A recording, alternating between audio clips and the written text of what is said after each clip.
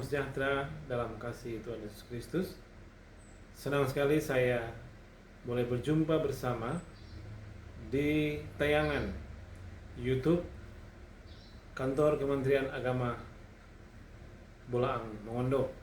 Dan di saat ini ada satu bagian firman Tuhan yang akan mendasari perenungan kita yang diambil dalam Yosua 24 ayat 15b yang berkata, "Tetapi aku dan seisi rumahku, kami akan beribadah kepada Tuhan." Dan yang menjadi judul atau tema perenungan kita di saat ini adalah Kristus sebagai dasar keluarga.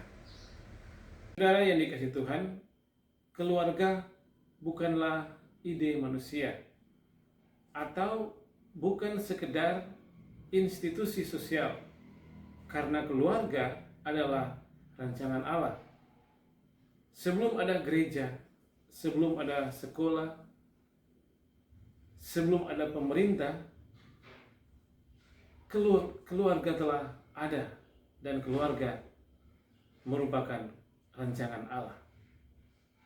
Saudara yang dikasihi Tuhan, membentuk keluarga adalah sesuai dengan firman Allah atau firman Tuhan. Kita tahu bersama dalam keluarga ada suami, istri, anak, yang merupakan keluarga inti. Dan keluarga ini adalah unit terkecil yang ada di dalam masyarakat. Di dalam keluarga Allah menyiapkan berkat, tujuan, tetapi juga di dalamnya ada tanggung jawab. Seperti yang kita lihat di berbagai media, terjadi fenomena yang menimpa keluarga.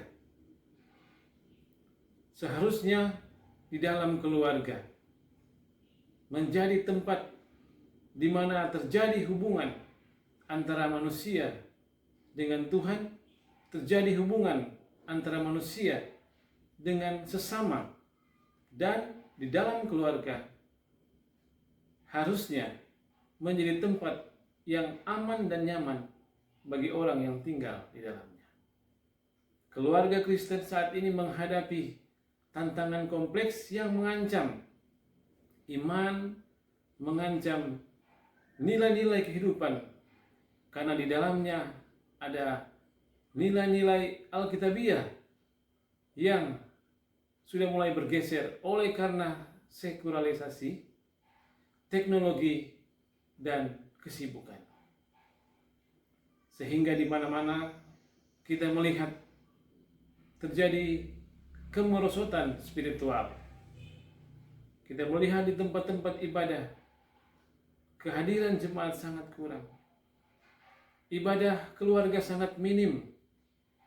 Dan telah terjadi pergeseran pandangan dunia yang kurang Alkitabiah. Banyak orang merasa aman, merasa nyaman, walaupun tidak beribadah. Ada juga tantangan yang terjadi oleh akibat dampak teknologi dan media sosial. Gangguan digital menyebabkan kurangnya kehangatan, kurangnya keharmonisan, yang menyebabkan hilangnya persekutuan dalam rumah. Apalagi saat ini anak-anak kita, generasi penerus, telah terpengaruh dengan hal-hal yang buruk, sehingga mentalnya menjadi rapuh, menimbulkan trauma, sehingga memicu masalah sosial.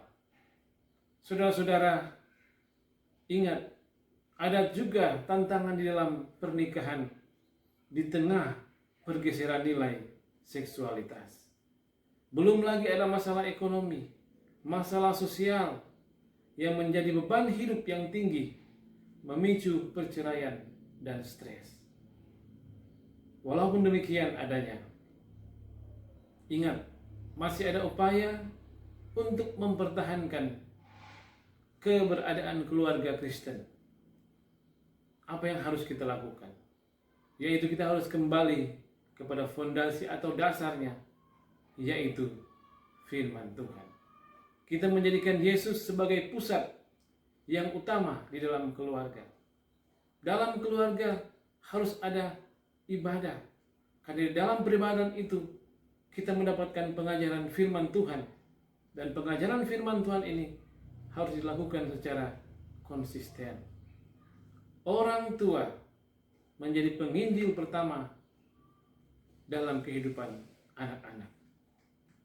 Menjadikan rumah sebagai sekolah iman, karena itu adalah warisan yang terbaik bagi anak-anak kita.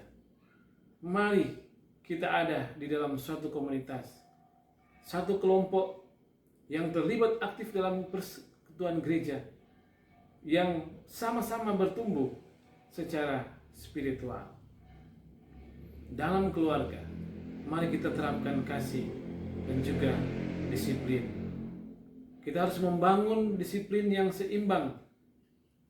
Kita harus membangun konsistensi di tengah-tengah kehidupan keluarga.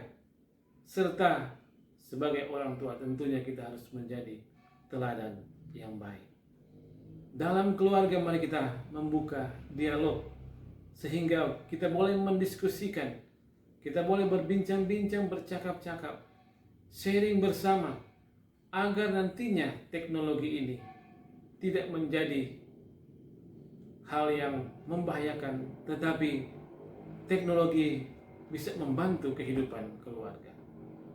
Saudara, meskipun menghadapi krisis, masih ada harapan melalui komitmen bersama untuk hidup melekat pada Kristus.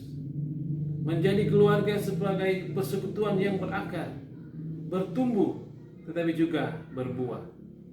Tuhan peduli pada kehidupan kita sebagai keluarga. Dan Tuhan ingin keluarga kita menjadi gereja yang kecil, di mana kita boleh bertumbuh bersama-sama.